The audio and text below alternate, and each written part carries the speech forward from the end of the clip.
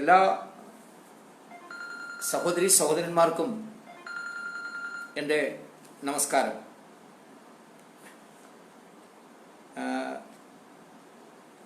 ഇന്ന്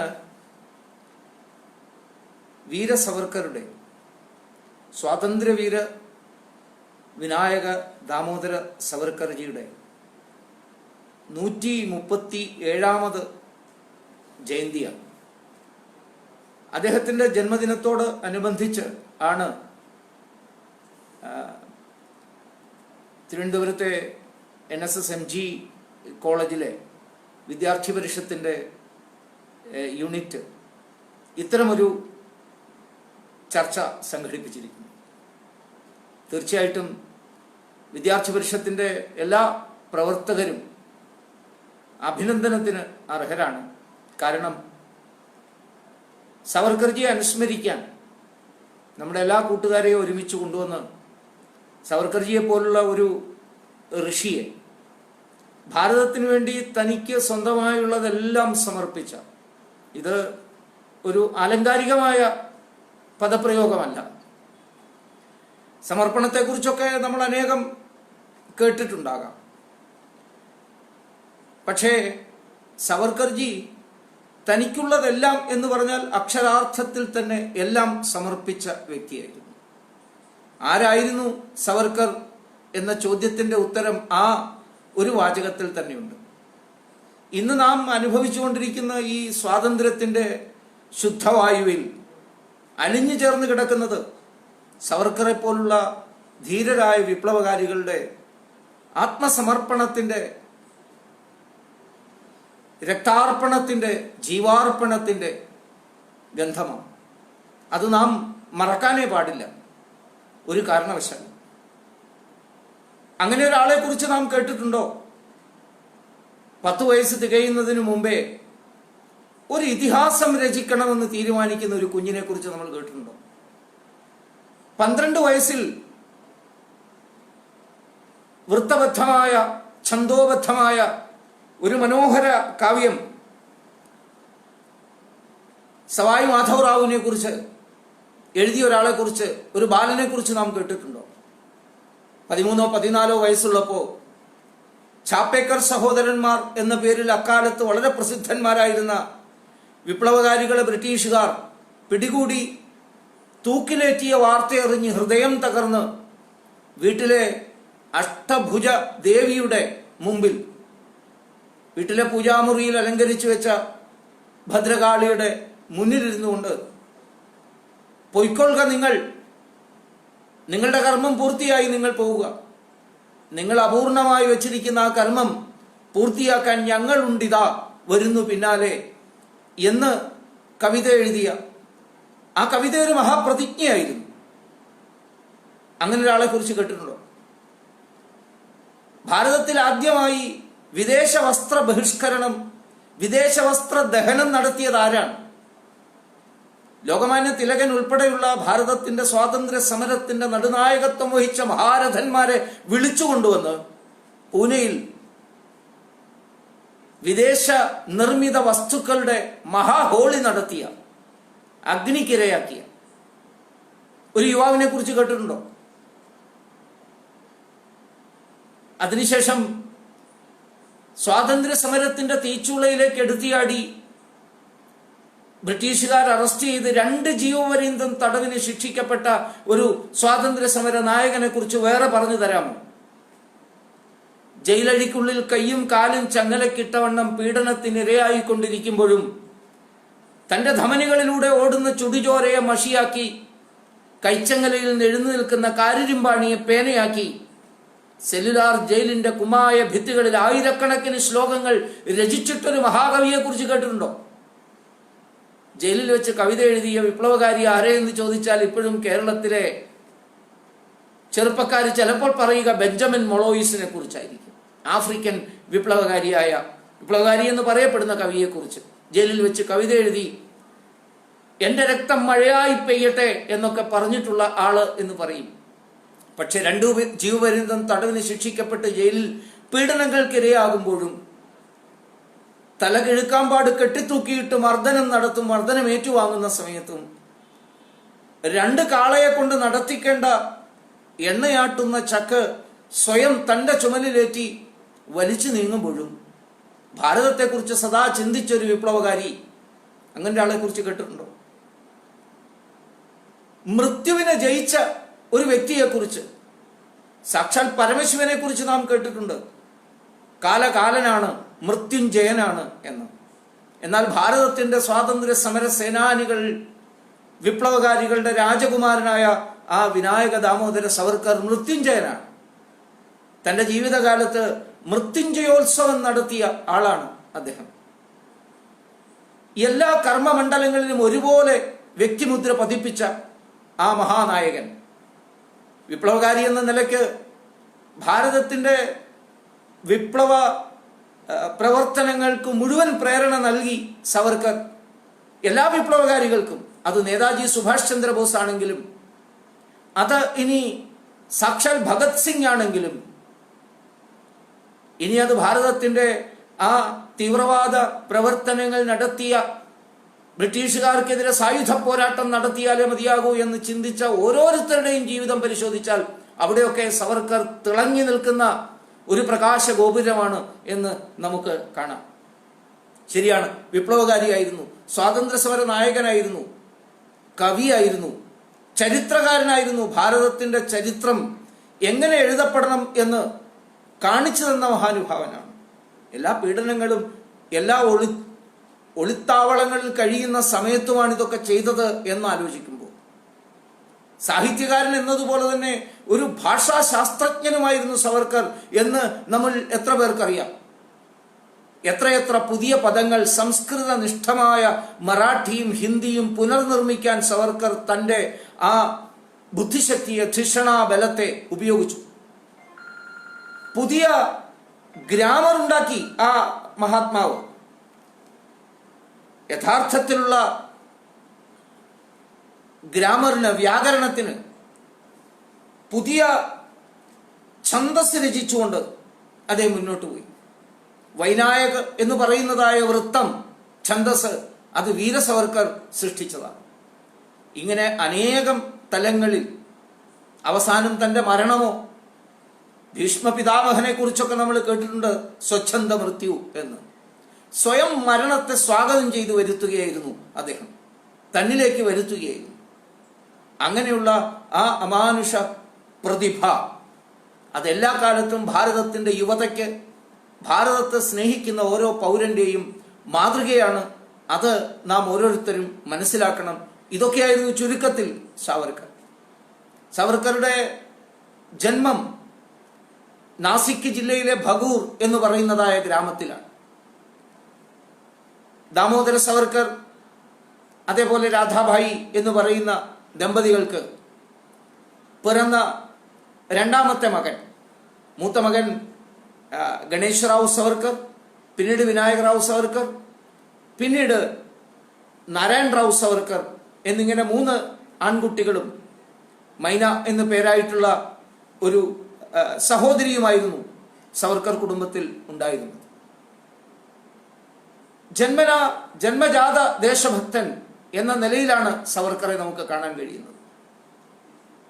അച്ഛനും അമ്മയും വളരെ ചെറുപ്പത്തിൽ തന്നെ, സംഘചരിത്രം മനസ്സിലാക്കിയിട്ടുള്ളവർ, ഡോക്ടർ ജിയുടെ ചരിത്രം മനസ്സിലാക്കിയിട്ടുള്ളവർക്കറിയാം, ഡോക്ടർ ജിയും അതേപോലെ തന്നെയായിരുന്നു. ഏതാണ്ട് അതേ കാലയളവിൽ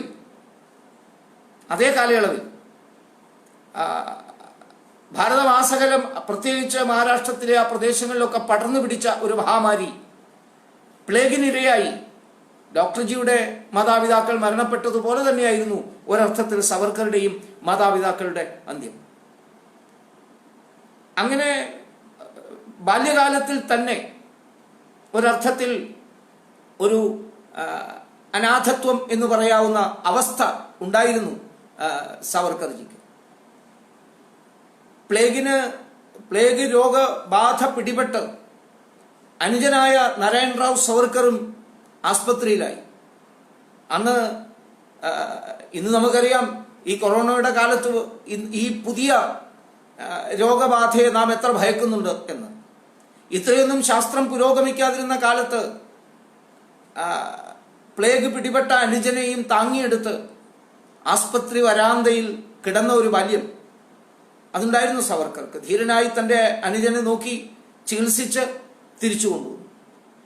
അങ്ങനെ കഷ്ടതകളുടെയും യാതനകളുടെയും ഇടയിലൂടെ കടന്നു പോകുമ്പോഴും സവർക്കറുടെ മനസ്സിനെ നീറ്റിയത്, ഏറ്റവും കൂടുതൽ വേദനിപ്പിച്ചത് തൻ്റെ കുടുംബത്തിൻ്റെ ദാരിദ്ര്യമോ കുടുംബത്തിൻ്റെ വിഷമതകളോ അല്ല. അദ്ദേഹത്തെ വിഷമിപ്പിച്ചത്, ഏറ്റവും കൂടുതൽ വിഷമിപ്പിച്ചത് ഭാരതത്തിൻ്റെ അസ്വാതന്ത്ര്യം തന്നെയായിരുന്നു.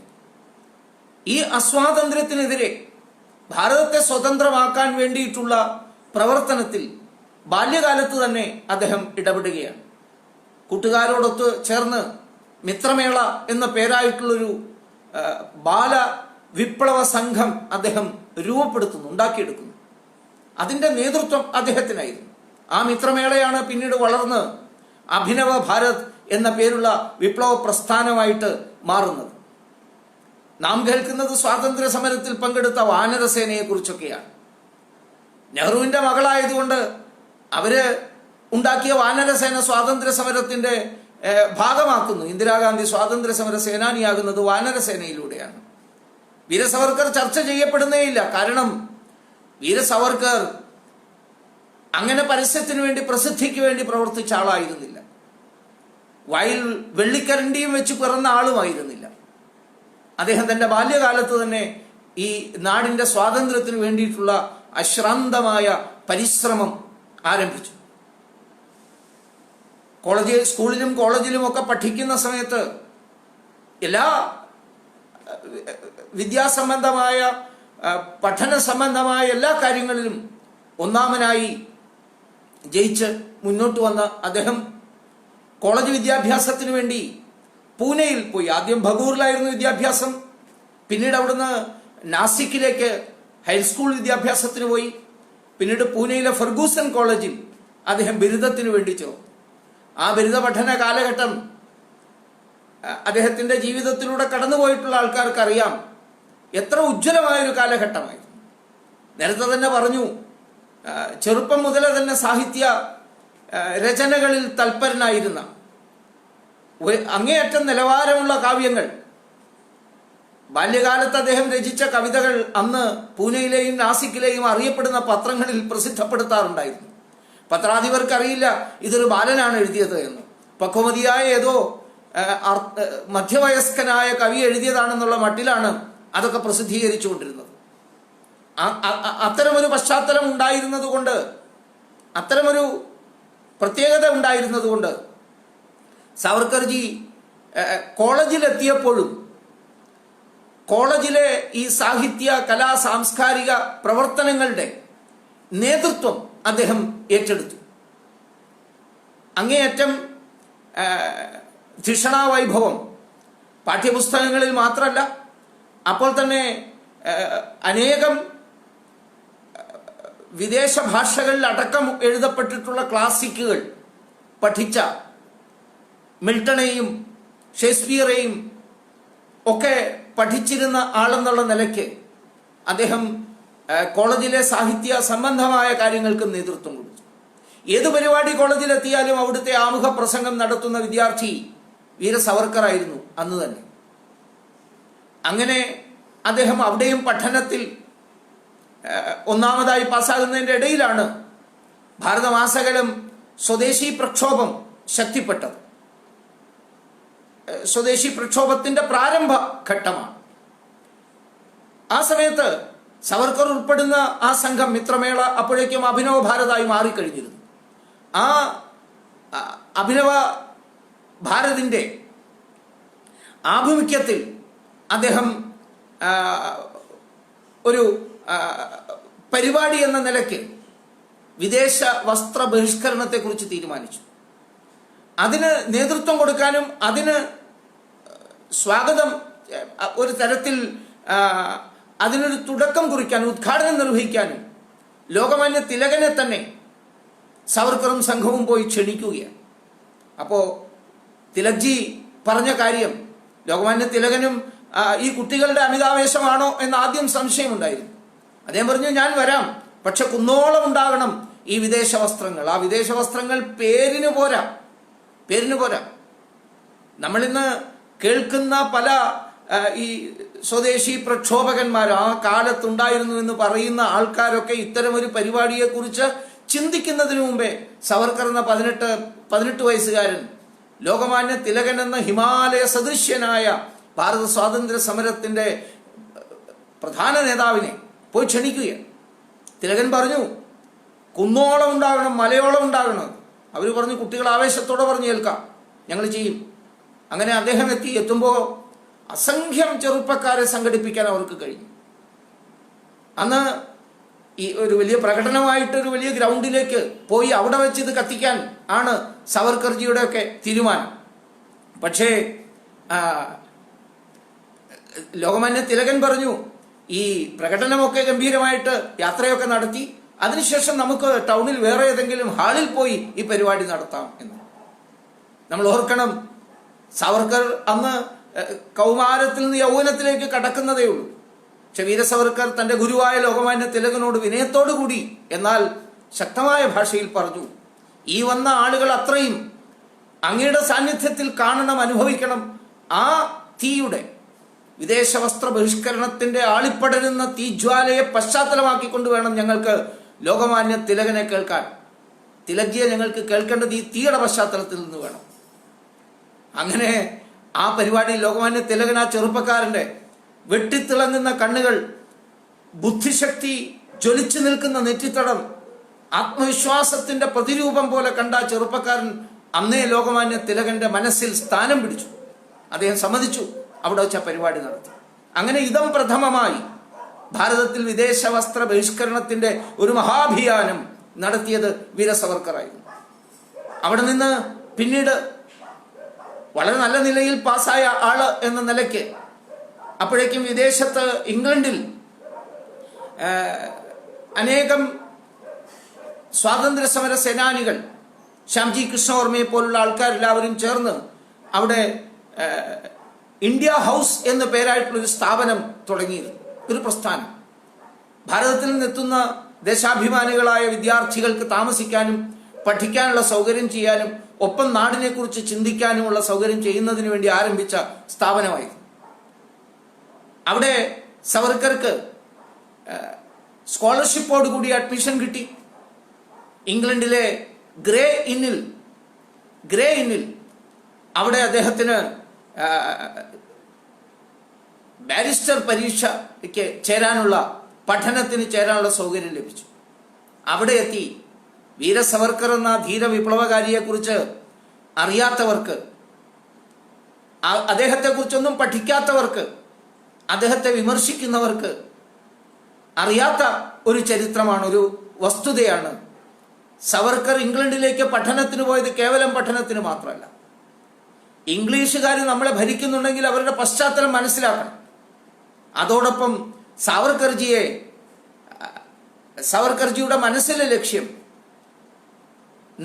നരിയുടെ മടയിൽ പോയി നേരിടുക എന്ന് തന്നെയായിരുന്നു. അദ്ദേഹം ഇംഗ്ലണ്ടിൽ പോയി പഠിക്കുന്ന സമയത്ത് വേറെ ചില നേതാക്കന്മാർ ഇംഗ്ലണ്ടിലും വിദേശത്തും പോയി പഠിച്ചിട്ടുണ്ട്. നമുക്കറിയാം, ചിലരെ കുറിച്ചൊക്കെ നമ്മൾ കേട്ടിട്ടുണ്ട്. യൂണിവേഴ്സിറ്റിയുടെ മുൻഗേറ്റിലൂടെ കയറി പിൻഗേറ്റിലൂടെയാണ് ഇറങ്ങുന്നത് ഉണ്ടെങ്കിൽ എവിടെ കൂടെയാണ് ഇറങ്ങുന്നതെന്ന് അറിയാത്തത് കൊണ്ട് വേറൊരു രാജകുമാരനെ, ഭാരതത്തിന്റെ പ്രധാനമന്ത്രിയെ കുറിച്ച് തന്നെയാണ് ഞാൻ പറയുന്നത്, അദ്ദേഹം ഏതാണ്ട് ആ കാലത്ത് അവിടെ പഠിച്ചിരുന്നു. ഏത് വാതിലൂടെയാണ് പുറത്തിറങ്ങുന്നത് എന്ന് ഡ്രൈവർക്ക് അറിയാത്തതുകൊണ്ട് 2 കാറ് നിർത്തുമായിരുന്നു ആണ് പറയുന്നത്. 2 കാർ. അങ്ങനെ സുഖലോലുപതയിൽ ജീവിച്ച് പഠനത്തിനായി പോയതല്ല സവർക്കർ ഭാരതത്തിന്റെ സ്വാതന്ത്ര്യത്തിന് വേണ്ടി പൊരുതാൻ വേണ്ടി പോയതാണ്. ബ്രിട്ടീഷുകാരനെ അവിടെ ചെന്ന് വെല്ലുവിളിക്കാൻ വേണ്ടി പോയതാണ്. അതുകൊണ്ടാണ് ഇന്ത്യ ഹൗസിൽ അനേകം യുവ വിപ്ലവകാരികൾ സവർക്കർജിയിലേക്ക് ആകൃഷ്ടരായി വന്നു. മദൻലാൽ ധിംഗ്ര തുടങ്ങിയിട്ടുള്ള അനേകം ആൾക്കാർ, VVS അയ്യർ, ആചാര്യ തുടങ്ങിയിട്ടുള്ള അനേകം ആൾക്കാർ, മാഡം കാമയെ പോലുള്ള വിപ്ലവകാരികൾ ഭാരതത്തിന്റെ സ്വാതന്ത്ര്യ സമരത്തിന് സാവർക്കർജി ഓതിക്കൊടുത്ത മാർഗങ്ങൾ, മന്ത്രങ്ങൾ, പ്രായത്തിൽ കുറവാണെങ്കിൽ പോലും മന്ത്രം ഏറ്റുചൊല്ലാൻ സന്നദ്ധരായി വരികയായി. അദ്ദേഹം ഒന്നും ഒളിച്ചു വച്ചില്ല. അവിടെ ധീരമായ പോരാട്ടം നടത്തി. ആ പോരാട്ടങ്ങളുടെ ചരിത്രം പറയാനാണെങ്കിൽ വളരെയേറെയുണ്ട്. ആ കാലഘട്ടത്തിലാണ് 1857 സ്വാതന്ത്ര്യ സമരത്തിന്റെ 50-ാം വർഷം കടന്നു വരുന്നത്. 1857 എന്ന് പറയുമ്പോൾ 1907 50 വർഷം കഴിയുമ്പോൾ സാവർക്കർജിക്ക് 23-24 വയസ്സേ ഉള്ളൂ. ആ സന്ദർഭത്തിൽ അവിടെ മുഴുവൻ പ്രചാരത്തിലുണ്ടായിരുന്നത് 1857 സ്വാതന്ത്ര്യ സമരം യഥാർത്ഥത്തിലുള്ള സ്വാതന്ത്ര്യ സമരം ആയിരുന്നില്ല എന്നാണ്. ഇസ്ലാമിക മത തീവ്രവാദികളും അതേപോലെ തന്നെയുള്ള ഭാരത വിരുദ്ധ മനോഭാവമുള്ള ഇംഗ്ലീഷുകാരുടെ പിന്നാലെ നടക്കുന്ന ആൾക്കാരും ഒക്കെ പറഞ്ഞിരുന്നത് ഝാൻസി റാണിയും നാനാ സാഹേബും റാവോ സാഹേബും താന്തിയ തോപ്പയും ഒക്കെ പൊരുതിയത് സ്വന്തം രാജ്യം നേടിയെടുക്കാൻ വേണ്ടിയിട്ടായിരുന്നു, ഭാരതത്തിന്റെ സ്വാതന്ത്ര്യത്തിന് വേണ്ടിയിട്ടായിരുന്നില്ല എന്നായിരുന്നു പ്രചരണം ഉണ്ടായിരുന്നത്. ആ ഒരു വസ്തുത ശരിയാവണ്ണം ലോകത്തെ അറിയിക്കാൻ സാവർക്കർജി നിശ്ചയിച്ചു. അതിന് പറ്റിയ ഒരു സന്ദർഭമായി ഈ 907 അദ്ദേഹം എടുത്തു. അതിനു മുമ്പ് തന്നെ ഒരു നല്ല ലഘു പുസ്തകം തന്നെ എന്ന് പറയാം, 1857 സ്വാതന്ത്ര്യ സമരം എന്തായിരുന്നു എന്ന് ലോകരെ അറിയിക്കുന്ന വിധത്തിൽ ഇംഗ്ലീഷിൽ മനോഹരമായ ഒന്ന് അദ്ദേഹം ഉണ്ടാക്കിയെടുത്തു. അദ്ദേഹത്തിന്റെ ഇംഗ്ലീഷ് ഭാഷാ സാമർഥ്യവും അതും അദ്വിതീയമായിരുന്നു. ആർക്കും സങ്കല്പിക്കാൻ കഴിയുന്നതിന് അപ്പുറത്തുള്ള പ്രാവീണ്യമായിരുന്നു അദ്ദേഹത്തിന് ഉണ്ടായിരുന്നത്. ഇടയ്ക്ക് പറഞ്ഞോട്ടെ, ആ വിപ്ലവ പ്രവർത്തനങ്ങളിൽ ആകൃഷ്ടനായി അദ്ദേഹത്തിനോടൊപ്പം ചേർന്ന മദൻലാൽ ധീംഗ്ര എഞ്ചിനീയറിംഗ് വിദ്യാഭ്യാസത്തിന് വേണ്ടി ഇംഗ്ലണ്ടിൽ പോയതാണ്. അച്ഛനായ ധീംഗ്ര തന്റെ മകൻ ഒരിക്കലും ഭാരതത്തെക്കുറിച്ച് പഠിക്കരുത് എന്ന് നിശ്ചയിച്ചുകൊണ്ട് അയച്ചതാണ്. പക്ഷെ അവിടെ അദ്ദേഹം സാവർക്കറുമായിട്ട് പരിചയത്തിലായി. ആ സാവർക്കറുടെ പരിചയത്തിൽ വന്നതുകൊണ്ട് അദ്ദേഹം വിപ്ലവകാരിയായി മാറി. മദൻലാൽ ധീംഗ്രയാണ് കഴ്സൺ വൈലി എന്ന് പറയുന്ന ക്രൂരനായ ബ്രിട്ടീഷ് അധികാരിയെ ഇംഗ്ലണ്ടിൽ വെച്ച് വെടിവെച്ചു കൊന്ന് അറസ്റ്റിലാകുന്നത്. അദ്ദേഹത്തെ ഇംഗ്ലീഷ് കോടതി തൂക്കിക്കൊല്ലാൻ ശിക്ഷിച്ച് ഇതിന് തൊട്ടു മുമ്പായിട്ട് അദ്ദേഹത്തിൻ്റെതായ ഒരു സന്ദേശം മരണത്തിലേക്ക് കടക്കുന്നതിന് മുമ്പ് the message written by Madan Lal Dhingra എന്ന പേരിൽ ഒരു സന്ദേശം തയ്യാറാക്കിയിരുന്നു. അത് അദ്ദേഹം ബ്രിട്ടീഷ് ഉദ്യോഗസ്ഥന്മാരെ വായിച്ചു കേൾപ്പിക്കുകയും ചെയ്തു. പക്ഷെ അത് പുറത്തു പോകാതിരിക്കാൻ, കാരണം അത്ര തീക്ഷ്ണമായ വാക്കുകളാണ് അതിൻ്റെ ഉള്ളിലുള്ളത്. അതിൻ്റെ ഘടന തന്നെ വായിക്കുന്ന ഏതൊരാളുടെയും ഉള്ളിൽ വിപ്ലവത്തിന്റെ തീജ്വാലകൾ ഉയർത്താൻ പോന്നതാണ് എന്ന് മനസ്സിലാക്കി ബ്രിട്ടീഷുകാർ അത് പുറത്തു വരാതിരിക്കാൻ ശ്രദ്ധിച്ചു. പക്ഷെ സാവർക്കർജിയിലൂടെ അത് പുറത്തു വന്നു. സാവർക്കർജിയും അതേപോലെ VVS അയ്യരും ഒക്കെ ചേർന്ന് അത് പരമാവധി പ്രചരിപ്പിച്ചു. പക്ഷേ ഈ ഒരു സന്ദേശം, മദൻലാൽ ധീംഗ്രയുടെ സന്ദേശം എഴുതിയത് സാവർക്കർ ആയിരുന്നു. അതായിരുന്നു അദ്ദേഹത്തിന്റെ മേലെ ചുമത്തപ്പെട്ടിട്ടുള്ള കുറ്റങ്ങളിൽ ഒന്ന്. അദ്ദേഹത്തെ പിന്നീട് അറസ്റ്റ് ചെയ്യാൻ ഇവ പറഞ്ഞു വരുന്നത് അതിന്റെ ഘടന, അതിന്റെ ഇംഗ്ലീഷ് ഭാഷാ പ്രയോഗം വായിച്ചിട്ട് സാക്ഷാൽ വിൻസ്റ്റൺ ചർച്ചിൽ കേവലം ഒരു രാഷ്ട്രീയക്കാരനായിരുന്നില്ല, ചർച്ചിൽ ഒരു സാഹിത്യകാരൻ കൂടെ ആയിരുന്നു, ആംഗല ഭാഷാ പണ്ഡിതൻ. ചർച്ചിൽ തന്നെ പറഞ്ഞു, ഇത്രയും മനോഹരമായി ഡ്രാഫ്റ്റ് ചെയ്യപ്പെട്ട ഒരു മൃത്യു സന്ദേശവും ഞാൻ ഇതുവരെ വായിച്ചിട്ടില്ല എന്ന്. ഇതിന്റെ സാഹിത്യപരമായ ഘടനാപരമായ ഔന്നത്യം എത്ര പ്രശംസിച്ചാലും മതിയാവില്ല അതിനെ എന്ന് പറഞ്ഞു. ഇതായിരുന്നു സാവർക്കർജിയുടെ ഭാഷാ സ്വാധീനം. ഇംഗ്ലീഷിലും അദ്ദേഹം കവിതകൾ എഴുതിയിട്ടുണ്ട്, ഇംഗ്ലീഷിലും അദ്ദേഹം പുസ്തകങ്ങൾ എഴുതിയിട്ടുണ്ട്. അങ്ങനെ 1857 ഒരു പശ്ചാത്തല ലേഖനം അദ്ദേഹം ആദ്യം തന്നെ തയ്യാറാക്കി ഇംഗ്ലീഷിൽ എല്ലാവർക്കും വിതരണം ചെയ്തു. ബ്രിട്ടീഷുകാരുടെ മുന്നിലൂടെ വിപ്ലവകാരികളായി ചെറുപ്പക്കാർ സാവർക്കർജിയുടെ നേതൃത്വത്തിൽ അവിടെ 857 ബാഡ്ജും ധരിച്ചുകൊണ്ട് പ്രകടനങ്ങൾ നടത്തി. ആലോചിച്ചു നോക്കണം, ബ്രിട്ടീഷുകാർ നമ്മുടെ നാടിനെ ക്രൂരമായി ഭരിച്ചുകൊണ്ടിരിക്കുന്ന കാലയളവ്. ആ കാലയളവിലാണ് സാവർക്കർജിയുടെ നേതൃത്വത്തിൽ ഇംഗ്ലണ്ടിന്റെ തലസ്ഥാനത്ത് ലണ്ടനിലൂടെ അവർ പ്രകടനങ്ങൾ നടത്തിയത്. അതും 1857 ഉയർത്തിപ്പിടിച്ചുകൊണ്ട്. 1857 സ്വാതന്ത്ര്യ സമരം ആർക്കെതിരായിട്ടായിരുന്നു? ബ്രിട്ടീഷുകാർക്കെതിരെ ഝാൻസി റാണിയും റാവോ സാഹേബും നാനാ സാഹേബും കുമാരസിംഹനും ഒക്കെ നടത്തിയ ധീരോദാത്തമായ പോരാട്ടമാണ്. താന്തിയ തോപ്പെ എന്ന് പറയുന്ന മഹാപടത്തലവന്റെ നേതൃത്വത്തിൽ നടന്ന ആ പോരാട്ടത്തെക്കുറിച്ച്, ഇംഗ്ലീഷുകാർക്കെതിരായിട്ട് ആദ്യമായി ഉയർന്ന ആ ഗംഭീരമായ സമരത്തെക്കുറിച്ച് ഇംഗ്ലീഷുകാരുടെ നാട്ടിൽ പ്രചരണം നടത്താൻ അദ്ദേഹത്തിനൊരു മടിയുണ്ടായിരുന്നില്ല. ഇങ്ങനെ നിരവധി പ്രവർത്തനങ്ങൾ നടത്തി മുന്നോട്ട് പോയ സവർക്കർ ബ്രിട്ടീഷുകാർക്കെതിരായിട്ടുള്ള ഗൂഢാലോചനയും അട്ടിമറിയും നടത്താൻ ശ്രമിക്കുന്നു. രാജാവിനെ അധികാരത്തിൽ നിന്ന് മാറ്റാൻ വേണ്ടി ശ്രമിക്കുന്നു, ചക്രവർത്തിക്കെതിരായിട്ടുള്ള പോരാട്ടം നടത്തുന്നു എന്ന് പറഞ്ഞുകൊണ്ട് അദ്ദേഹത്തെ അറസ്റ്റ് ചെയ്യാൻ ഈ ബ്രിട്ടീഷ് സർക്കാർ തീരുമാനിക്കുകയാണ്. അദ്ദേഹത്തിന്റെ പിന്നാലെ പല വട്ടം രഹസ്യ പോലീസ് ഉദ്യോഗസ്ഥരും മറ്റും തെളിവുകൾ ശേഖരിക്കാൻ വേണ്ടി വന്നു തുടങ്ങി. നിരന്തരമായ പ്രവർത്തനത്തിന്റെ ഫലമായി അദ്ദേഹത്തിന് ശാരീരികമായ അസ്വാസ്ഥ്യങ്ങൾ ഉണ്ടായിരുന്നു. ആ സമയത്ത് അദ്ദേഹത്തെ വിശ്രമാർത്ഥം ഫ്രാൻസിലേക്കൊക്കെ കൊണ്ടുപോകുന്നുണ്ട്. ഫ്രാൻസിൽ, പാരീസിൽ പോയി കുറച്ചു കാലം വിശ്രമിക്കാൻ. അപ്പോഴാണ് ഈ അന്വേഷണവും മറ്റും വ്യാപകമാകുന്നത്.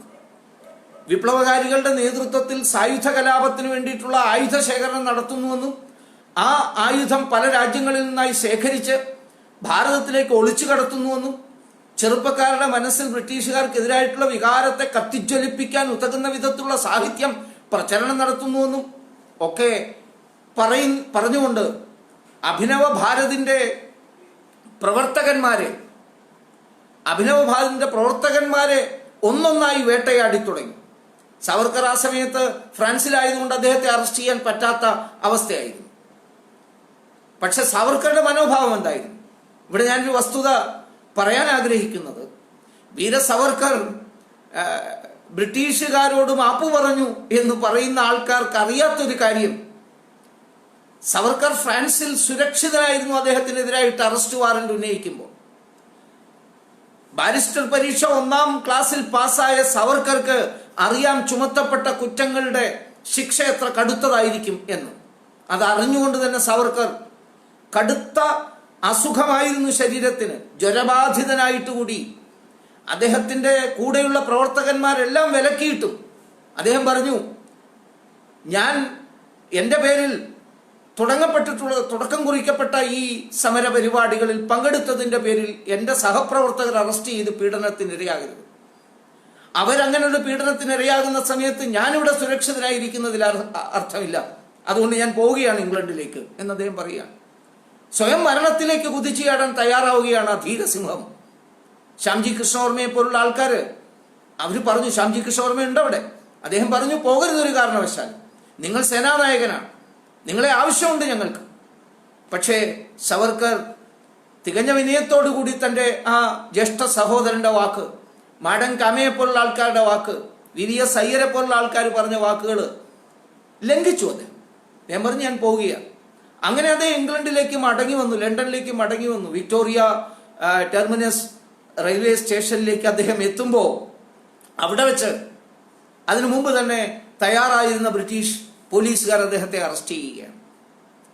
ബ്രിട്ടീഷുകാരുടെ മുമ്പിൽ കീഴടങ്ങാനായിരുന്നു തയ്യാർ എന്ന് അദ്ദേഹത്തിന്റെ മനസ്സിൽ അങ്ങനെ ഒരു സങ്കല്പം ഉണ്ടായിരുന്നു എന്നുണ്ടെങ്കിൽ എന്നേ ആകാമായിരുന്നു അദ്ദേഹത്തിന്.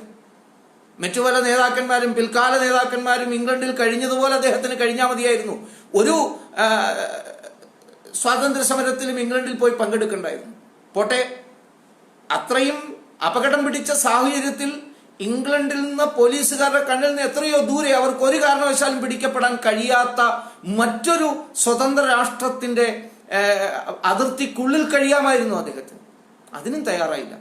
തിരികെ വന്നു, അറസ്റ്റ് ചെയ്യപ്പെട്ടു, ക്രൂരമായ പീഡനങ്ങൾക്കിരയായി.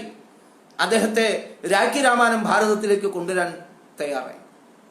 നമുക്കറിയാം, ആ വരവിൽ SS മോറിയോ എന്ന് പറയുന്നതായ കപ്പലിൽ വരുന്ന വഴി ഫ്രാൻസിന്റെ തീരത്ത് വെച്ച് നേരത്തെ തന്നെ ചെയ്ത ആസൂത്രണങ്ങളുടെ അടിസ്ഥാനത്തിൽ ആ ധീരൻ രക്ഷപ്പെടാൻ വേണ്ടിയിട്ടുള്ള ശ്രമം നടത്തി. ആ രക്ഷപ്പെടൽ ശ്രമവും ലോക വിപ്ലവ ചരിത്രങ്ങളിൽ ഏറ്റവും പുതുമയുള്ളതാണ്.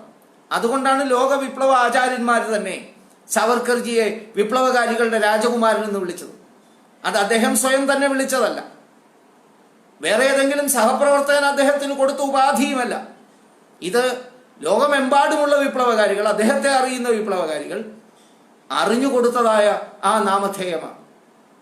കാരണം അദ്ദേഹം നിർവഹിച്ചതായ ആ കാര്യം സാധാരണ ഒരു വ്യക്തിക്ക് ചെയ്യാൻ കഴിയുന്ന ഒന്നായിരുന്നില്ല. ബ്രിട്ടീഷുകാരന്റെ കൈച്ചങ്ങലകൾക്കുള്ളിൽ നിന്ന് തന്ത്രം ഉപയോഗിച്ച് ചങ്ങലകൾ അഴിപ്പിച്ചു മാറ്റി. പിന്നീട് ആ കപ്പലിൽ നിന്ന് അലറിയടിക്കുന്ന തിരമാലകളിലേക്ക് കുപ്പുകുത്തി നീന്തി അദ്ദേഹം മെർസൈൽസ് കടപ്പുറത്തേക്ക് എത്തി. അദ്ദേഹത്തെ രക്ഷപ്പെടുത്താൻ വേണ്ടി മാഡം കാമയും VVS അയ്യരും എത്തേണ്ടതായിരുന്നു. പക്ഷേ അവരുടെ വാഹനം ആ പട്ടണത്തിലെ ഗതാഗതക്കുരുക്കിൽ പെട്ടതാണോ അതോ സമയത്തിന്റെ കാര്യത്തിൽ എന്തെങ്കിലും ആസൂത്രണ പിശക് സംഭവിച്ചതാണോ, അവരെത്തുന്നതിനു മുമ്പേ സാവർക്കർ ഒരു വിധത്തിൽ നീന്തി കരകയറി ആ തുറമുഖത്തിന്റെ മതിൽ ചാടി അദ്ദേഹം ആ പട്ടണത്തിലേക്ക് പ്രവേശിച്ചു. സഹായിക്കാൻ കൊണ്ടുപോകാൻ വേണ്ടി വരുന്ന ആളുകൾ എത്തിയില്ല. അദ്ദേഹം ഫ്രാൻസ് പോലീസുകാരുടെ പിടിയിലായി. ഫ്രാൻസിന്റെ പോലീസുകാർക്ക് ഈ അന്താരാഷ്ട്ര നിയമങ്ങളൊന്നും അറിയില്ല. ഒരു വ്യക്തി മറ്റൊരു രാഷ്ട്രത്തിന്റെ പൗരൻ തങ്ങളുടെ രാഷ്ട്രത്തിൽ വെച്ച് ഈ രണ്ട് രാഷ്ട്രങ്ങളും അല്ലാത്ത മൂന്നാമത്തെ ഒരു രാഷ്ട്രത്തിന്റെ പോലീസുകാർ പിടിക്കുന്നത് നിയമപരമായി തെറ്റാണ്. സാവർക്കർജി ഈ കാര്യം പറഞ്ഞു മനസ്സിലാക്കിക്കാൻ ശ്രമിച്ചെങ്കിലും, അന്താരാഷ്ട്ര നിയമങ്ങളിൽ പാരംഗതരായിരുന്ന സാവർക്കർ അത് പറഞ്ഞു മനസ്സിലാക്കിക്കാൻ ശ്രമിച്ചെങ്കിലും ആ ഫ്രാൻസിന്റെ പോലീസുകാർക്ക് അത് മനസ്സിലായില്ല. പക്ഷേ മറ്റു ചില രേഖകളിൽ കാണുന്നത് മുൻകൂറായിട്ട് തന്നെ ഫ്രാൻസിന്റെ ആ പ്രദേശത്ത് മെർസൈൽസ് പട്ടണത്തിന്റെ കമ്മീഷണറുമായി ഈ SS മോറിയോയിൽ സാവർക്കറേയും കൊണ്ട് വന്ന ബ്രിട്ടീഷ് പോലീസ് സംഘത്തിന്റെ മേധാവി ബന്ധപ്പെട്ടിരുന്നു എന്നും കേൾക്കുന്നു. ഏതായാലും അദ്ദേഹം പിടിക്കപ്പെട്ടു. അദ്ദേഹം പറഞ്ഞു, ഇതൊരു അന്താരാഷ്ട്ര നിയമലംഘനമാണ് നടത്തിയിട്ടുള്ളത്. ഫ്രാൻസിലെ കോടതി എന്നെ വിചാരണ ചെയ്യൂ, ഫ്രാൻസിലെ കോടതി.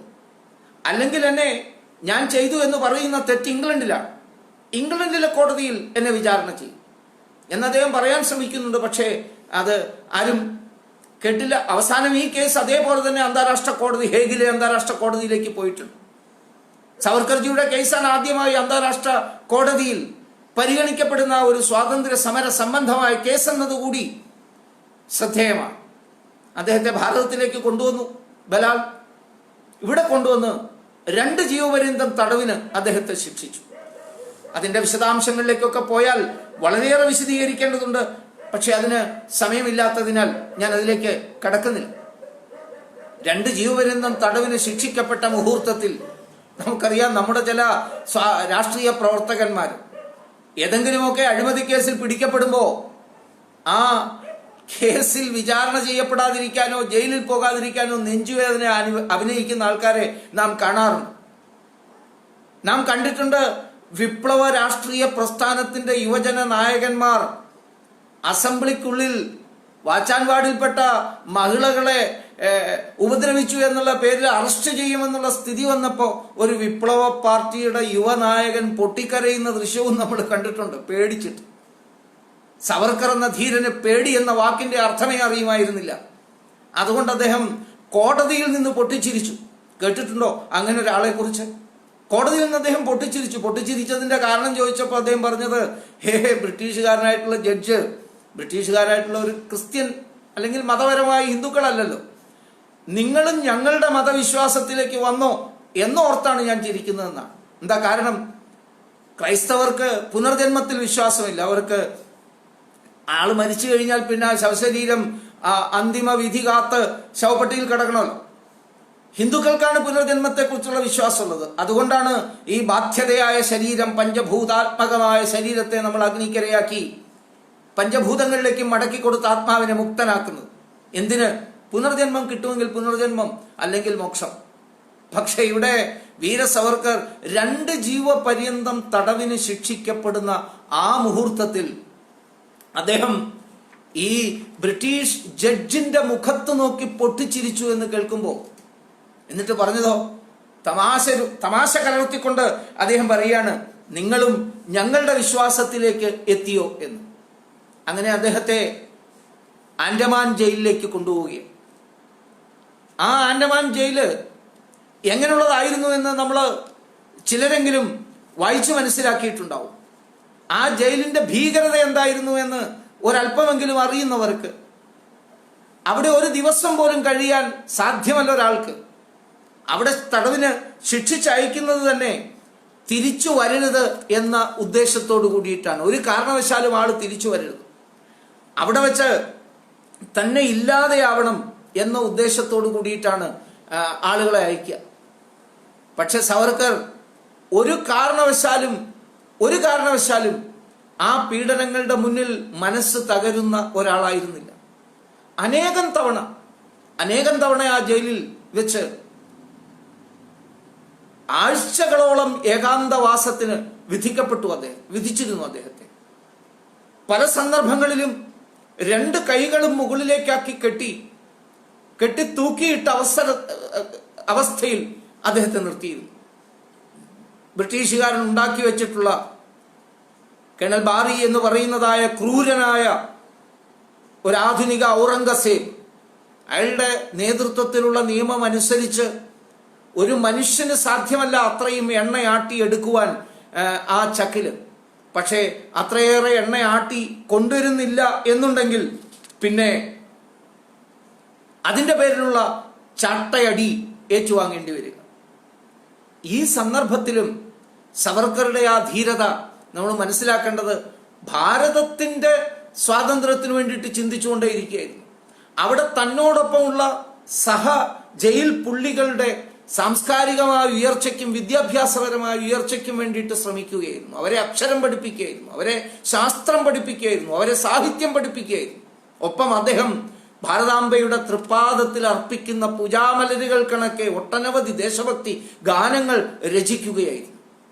പറയാറുണ്ട്, ക്രൂരമായ പീഡനങ്ങൾ ഏറ്റുവാങ്ങുമ്പോൾ അദ്ദേഹത്തിന്റെ തലച്ചോറിൽ നിന്ന്, അദ്ദേഹം ഒരു യോഗിയായിരുന്നു, ആ യോഗ സാധനയിലൂടെ ഉയർന്ന് എത്തിയ കുണ്ടലിനിയുടെ ശക്തിയിലൂടെ ആയിരിക്കാം അമൃത് വർഷിക്കുന്നതുപോലെ, സഹസ്രാരത്തിൽ നിന്ന് അമൃതം വർഷിക്കുന്നതുപോലെ കവിതകളുടെ ഗംഗാപ്രവാഹം ഒഴുകാൻ തുടങ്ങിയവിടെ. 100 കണക്കിന് കവിതകൾ. ആ കവിതകൾ എഴുതിയതിനെ കുറിച്ച് ഞാൻ നേരത്തെ സൂചിപ്പിച്ചു. പേനയും കടലാസുമൊന്നും അദ്ദേഹത്തിന് കിട്ടിയിട്ടില്ല. ഇവിടെയും നമുക്കറിയാം, മകൾക്ക് കത്തെഴുതുകയും അതേപോലെ ചരിത്രാന്വേഷണം നടത്താനും ഒക്കെ പേപ്പറും പേനയും റെഫർ ചെയ്യാൻ പുസ്തകങ്ങളും കഴിഞ്ഞുകൂടാൻ ലക്ഷൂറിയസ് മുറിയും ഒക്കെ അനുഭവിച്ച സ്വാതന്ത്ര്യ സമര സേനാനികളെ കുറിച്ച്. പക്ഷെ സവർക്കർക്ക് ഒരു ചെറിയ കടലാസ് കഷ്ണം പോലും വായിക്കാനുമില്ല, എഴുതാനുമില്ല. പക്ഷെ എന്നിട്ടും അദ്ദേഹം പണ്ട് വായിച്ചതൊക്കെ ഓർത്തെടുക്കാൻ പോകുന്ന ബുദ്ധിശക്തി അദ്ദേഹത്തിനുണ്ടായിരുന്നു, സ്മൃതിശേഷി ഉണ്ടായിരുന്നു അദ്ദേഹം. അതെല്ലാം ഉപയോഗിച്ചുകൊണ്ട് ആ ജയിൽ ഭിത്തിമേലെ അദ്ദേഹം കവിതകൾ രചിച്ചു. ആ കവിതകൾ എങ്ങനെയാണ് പുറത്തു വന്നത്? തൻ്റെ തടവു പുള്ളികൾ പലരും നിരക്ഷരരായിരുന്നു. സാവർക്കർജിയുടെ ശ്രമഫലമായി തന്നെ അവര് വിദ്യാഭ്യാസം നേടി. ആ വിദ്യാഭ്യാസം നേടിയ ആളുകളെ കൊണ്ട് അദ്ദേഹം ഈ കവിതകൾ കാണാതെ പഠിപ്പിച്ചു. അങ്ങനെ കാണാതെ പഠിപ്പിച്ച് സ്വയം പഠിക്കണം, അതോടൊപ്പം ഇവരെ പഠിപ്പിക്കണം. വേദസൂക്തങ്ങളെ കുറിച്ച്, വേദഋക്കുകളെ കുറിച്ച് നമ്മൾ കേട്ടിട്ടുണ്ട്. അത് ഹൃദിസ്ഥമാക്കി ഒരു തലമുറ അടുത്ത തലമുറയിലേക്ക് പകർന്നു കൊടുക്കുകയായിരുന്നു എന്ന്. മുഴുവൻ വേദസാരവും കാണാതെ പഠിച്ചിട്ടാണ് അടുത്ത തലമുറയിലേക്ക് പകർന്നത്. ഇത് സാധ്യമാകുമോ എന്ന് ചില ചിന്തകന്മാർക്കൊക്കെ സംശയമാണ്, ഈ ആധുനിക ചിന്തകന്മാർക്കൊക്കെ സംശയമാണ്.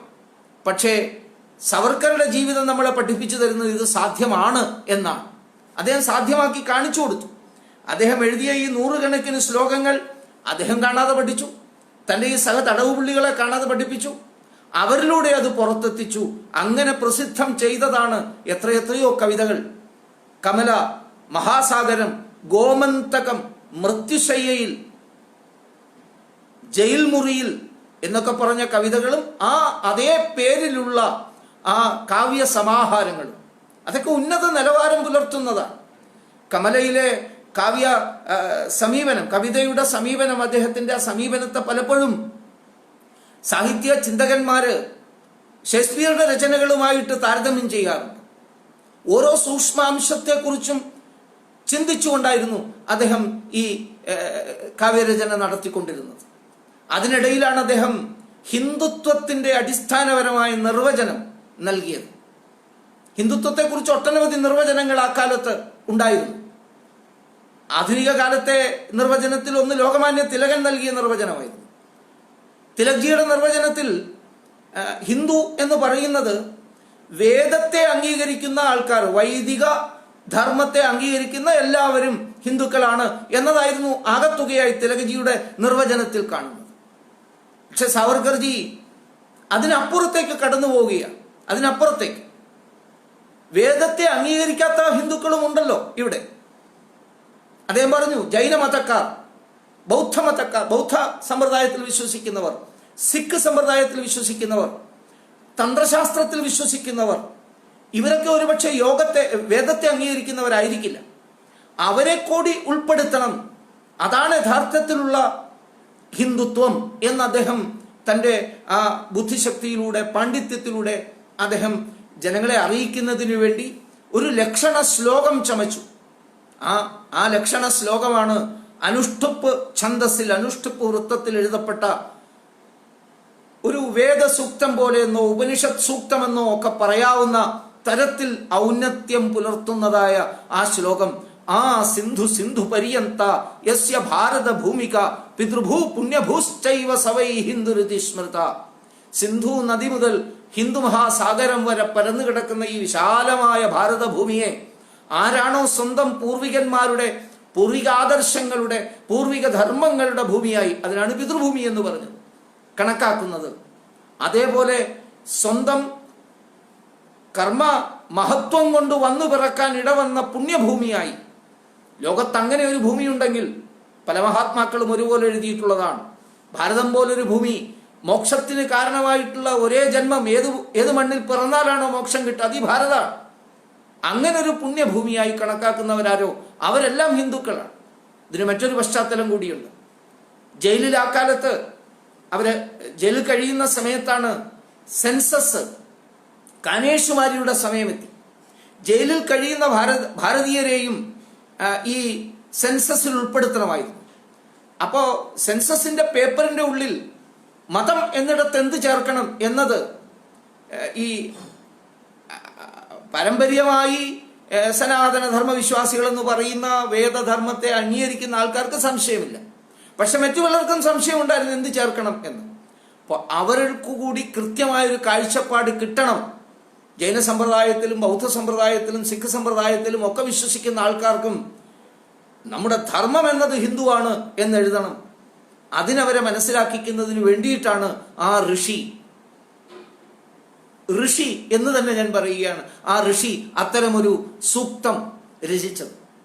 അതിന്നും ഹിന്ദുത്വത്തിന് ലഭ്യമായിട്ടുള്ളതിൽ വെച്ച് ഏറ്റവും ശാസ്ത്രീയമായ നിർവചനം തന്നെയായി നിലനിൽക്കുന്നു. 3 ഭാഗങ്ങളാണ്.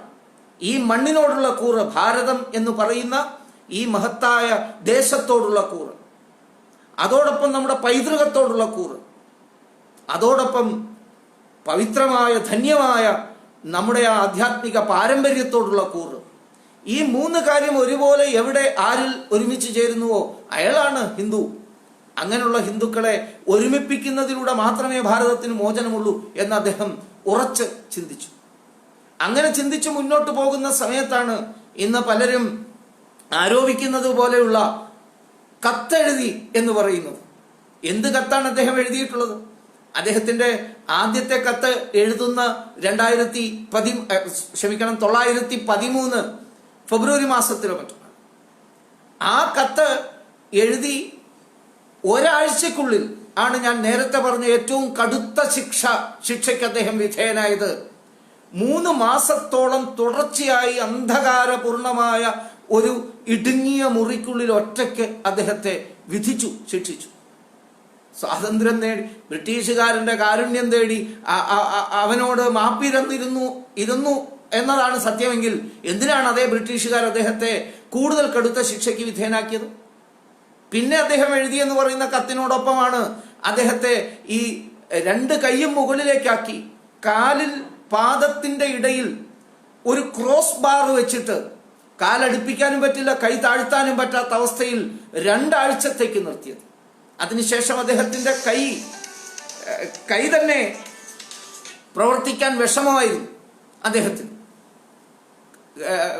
കൈ ഉപയോഗിച്ചെന്തെങ്കിലും കാര്യങ്ങൾ ചെയ്യാൻ വിഷമമായിരുന്നു എന്ന് നമുക്ക് മനസ്സിലാക്കാൻ സാധിക്കും. ദിവസങ്ങൾ കഴിഞ്ഞതിന് ശേഷമാണ് അത് ശരിയായത്.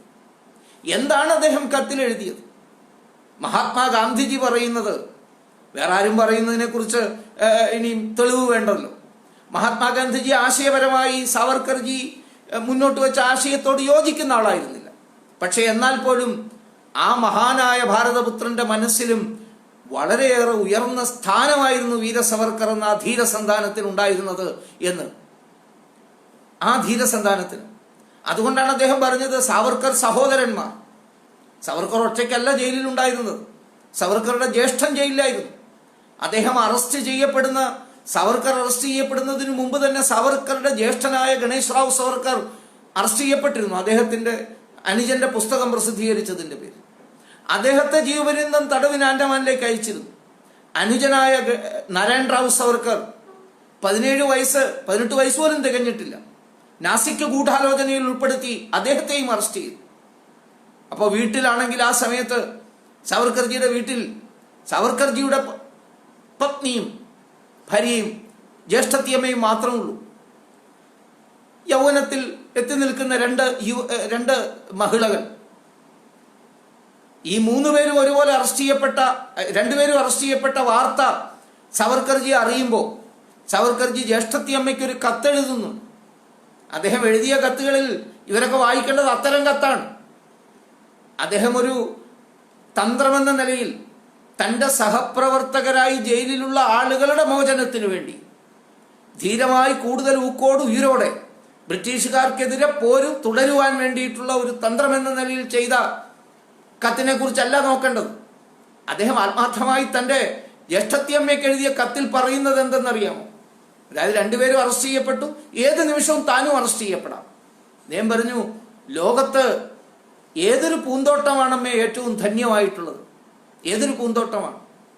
ഏത് മലർവാടിയിലെ പൂക്കളാണോ എല്ലാം ആ സാക്ഷാൽ ജഗന്നിയന്താവായ ഈശ്വരന്റെ തൃപ്പാദത്തിൽ, വിഷ്ണുവിന്റെ തൃപ്പാദത്തിൽ സമർപ്പിക്കപ്പെടുന്നത്, ആ പൂന്തോട്ടമാണ് ഏറ്റവും ധന്യം. ഏത് താമരയാണ് ഏറ്റവും ധന്യം?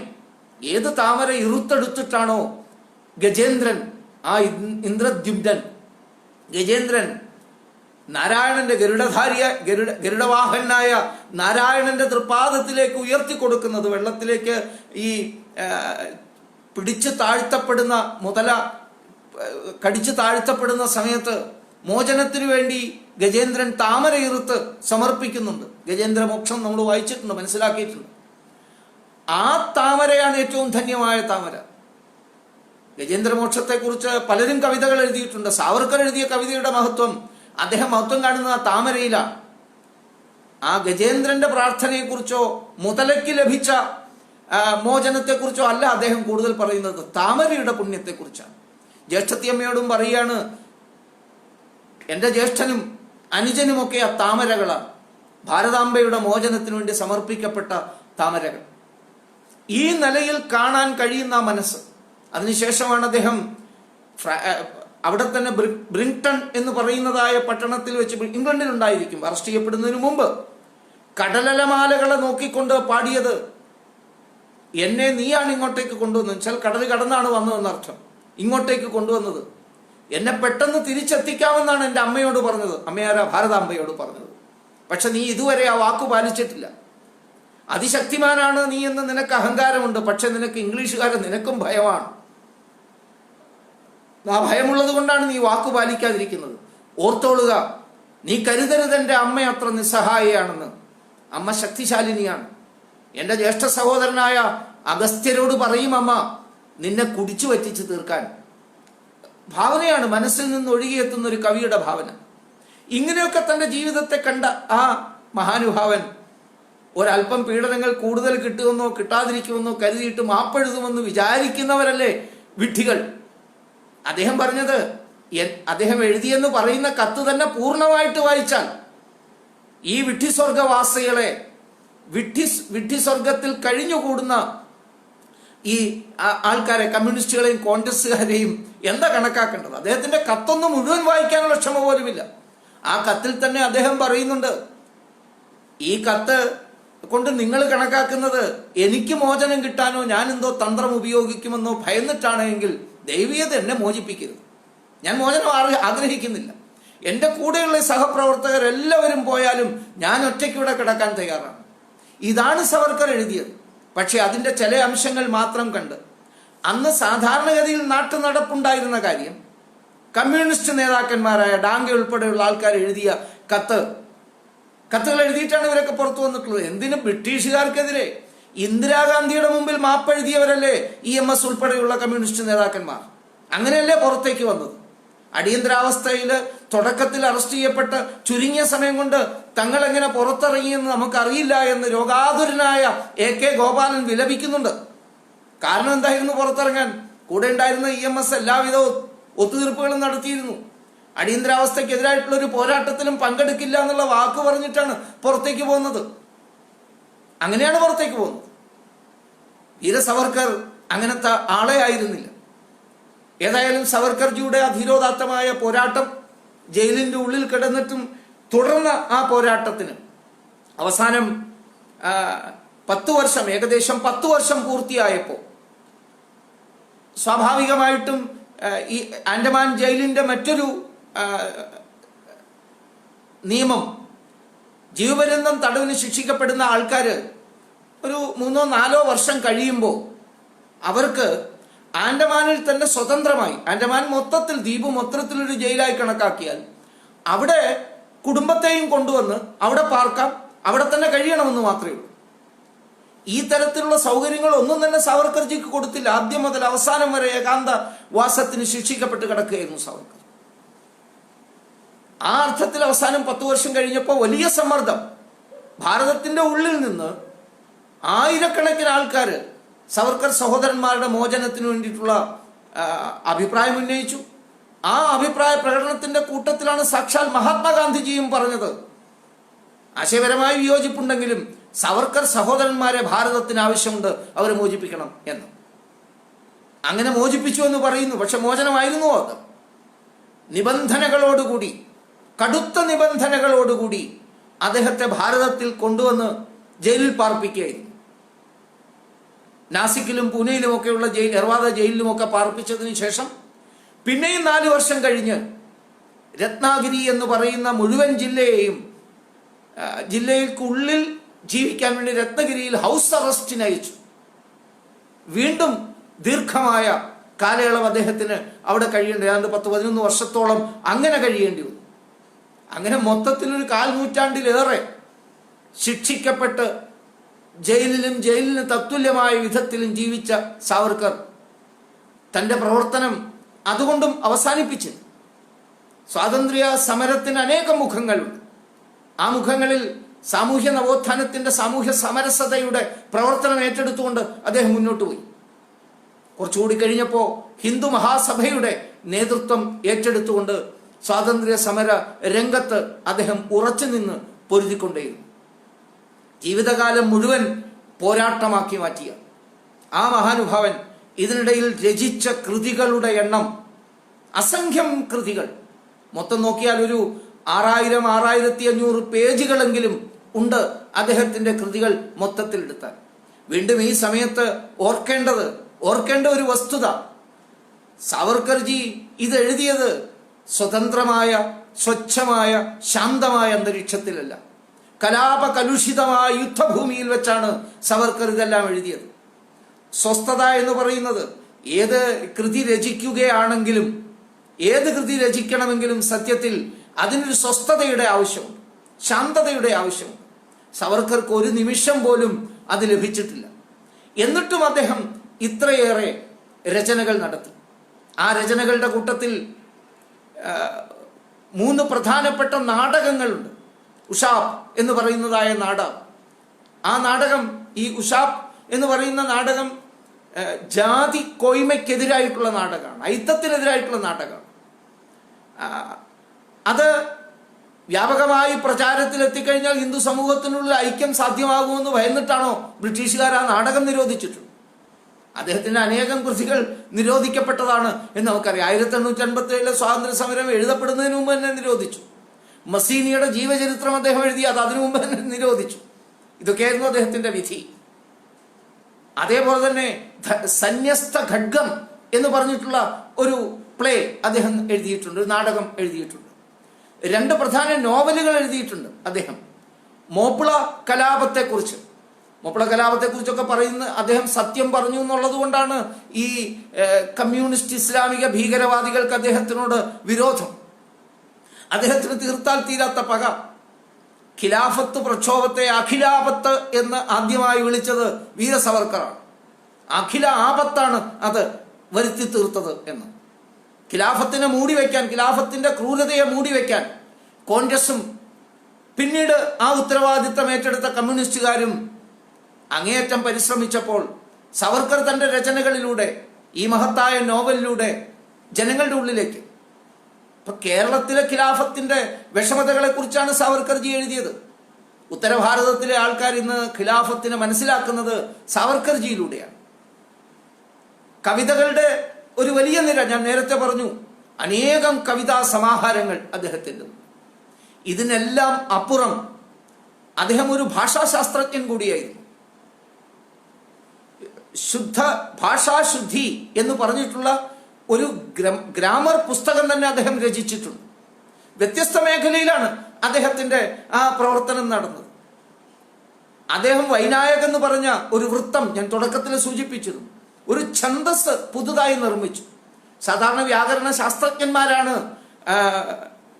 ഭാഷ ഇത് എഴുതാറുള്ളത്. സാവർക്കർജി അത്തരമൊരു ഛന്ദസ് കൂടി, വൃത്തം കൂടി സൃഷ്ടിച്ചു.